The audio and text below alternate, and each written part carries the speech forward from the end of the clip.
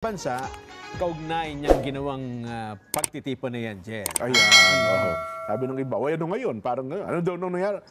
Ikaw lang, hindi mo ma-appreciate siguro yung mga nagpo-post ng gano'n na may nangyari ba o wala. Well, tignan natin sa ating mga kababayan at kung ano po ang naging resulta, naging bunga nito.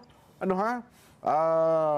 At yun namang ang atin din paggalang at pagrespeto, Nelson, ano ha? Doon sa mga nag-rally naman nitong weekends, di ba? Na sila naman ay pro-impeachment.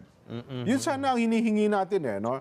Kung may nag-rally po para tutulan ng impeachment, hindi igalang natin, irespeto natin, sapagkat yan ay inaayunan ng ating saligang batas.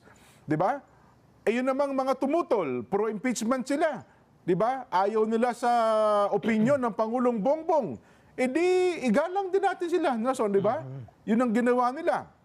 Noon pong araw ng Sabado, ang balita natin mula Rotonda, Pasay hanggang Monumento sa Caloocan ay hindi umuusad ng sasakyan. Hindi, oo. Talaga Traffic namang talaga. punong-puno ata ng tao ang EDSA. Hanggang Quiapo nga eh.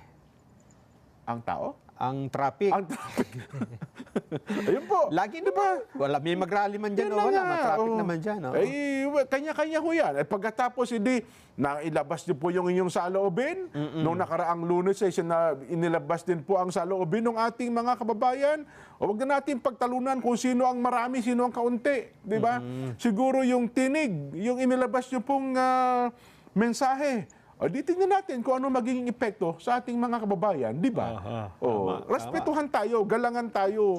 Ang problema yung iba dyan ayaw igalang yung opinion at paninindigan ng isang tao. Para bang ang gusto nila ay sila lang ang may karapatang magsagawa ng rally. Yun. At kung magra-rally ka, gusto nila, sasang-ayon ka doon sa, dapat ganito, pag magra-rally kayo, ganito dapat ang gagawin. Gusto nila yung kanila bang opinion, eksklusibo lang, sa kanila lang, ano? Oo, na para nga bagang kapag ibang tao nagbigay ng opinion, hindi, balik kayo, hindi kayo dyan, huwag kayong ganyan. Bakit? Bakit? Nasaan na po ang katwiran? Kaya nga tayo katwiran for katwiran. Ang masama dyan, Jen, may ilang tao na para bang katapusan na ng mundo kung hindi niya mababatikos ang rally na ganon? na lahat na ng pati yata kaluluwa niya, isinanglanan niya dyan para lang mabatikos yung ginawang pagtitipon na lahat na ng klase ng pinakamasasamang salita ay nasabi na niya kahit yung hindi pa naimbento. Di ba? Alam mo, kasi di ba, dalawang bagay di ba yung binasa din ng Arnold Tumanen Di ba? Yung kapangyarihan sa taas, saka yung kalaban naman. Ayun nga. Di ba? Diablo kasi. Diablo. Ay, hindi natin inaasahang magsalita ng maganda. Yun diba? na nga. Yung ilang tao na lahat na yata ng kasamaan ay nabanggit, di ba? Totoo. Alam mo, mabuti-buti pa nga ang Diablo, Nelson Minsan nga, nagsasalita pa ito ng kabutihan para makapanloko ng tao Itong sinasabi natin. Pero itong binabanggit mo, talagang mukhang wala, Ayun nga. Ang talagang bumubula ang kanyang bibig sa masasamang pananalita. Tayo naman, wag na nating anihin yan, intindihin. Hindi, mayroon na ako siya na bahala dyan. Ako may isang akong analogy, Nelson. Ito, analogy na naman ito. Pasensya na po sa mga kumakain. Humihingi na ako ng pamanin. Di ba, pagka minsan sa kalsada, may nakita ka nakatumpok ng dumi. Diba pag nakita mo, walang alingasaw di ba? Pero pagka yan, nasagi mo, natapakan mo, mga ngalingasaw yan, di ba?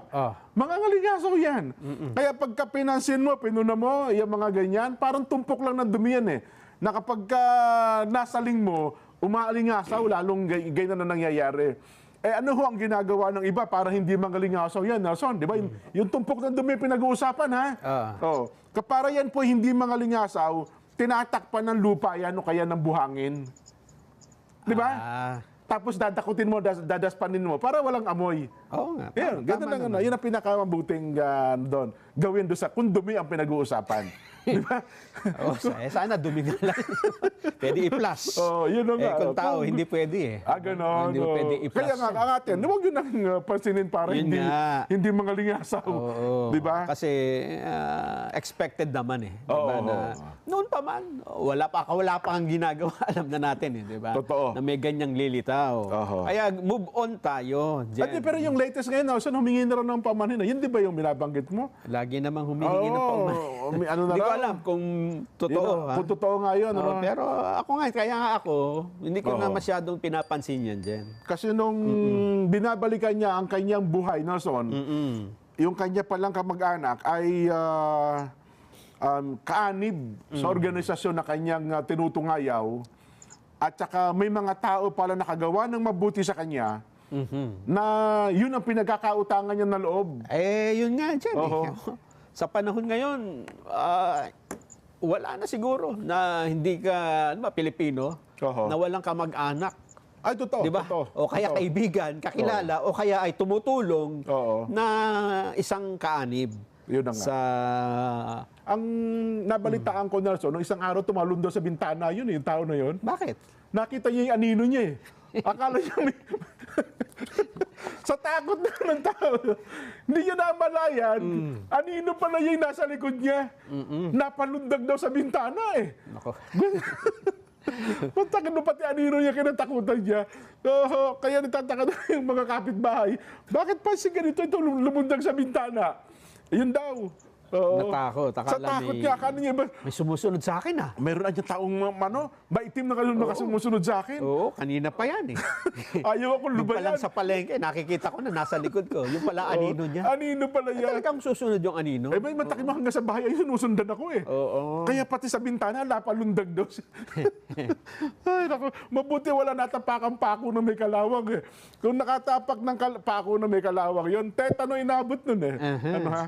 Malamang. Ngayon, pero siguro, Jen, ang mas magandang pag-usapan at i-discuss ay yung may mga punto, di ba? Yan. Kasi yung mga pagsasabi ng mga walang katuturan, hindi mo na dapat nasagutin yun. Totoo. Eh, di ba? Ako lang kasi, Nelson, alam mo naman tayo, no? Tayo nga, ang ating binabanggit, tayo aglahiin na tayo ng gusto mo tapak-tapakan nyo, dapurakin nyo na po kami dalawa ni Nelson eh. Wag lang yung taong ginagalang at nirerespeto namin. Ano ha? Dahil kapag ginagawa nyo po yan, sumusulak ang dugo sa dibdib namin eh.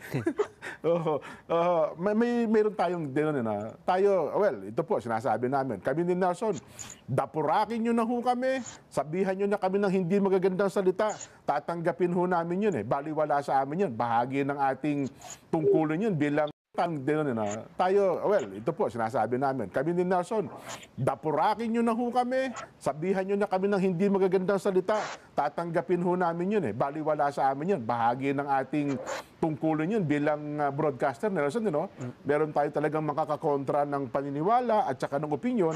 Pero yung taong nire-respeto at ginagalang po namin, pagsasabihan nyo ng hindi maganda, ay ibang usapan po yun.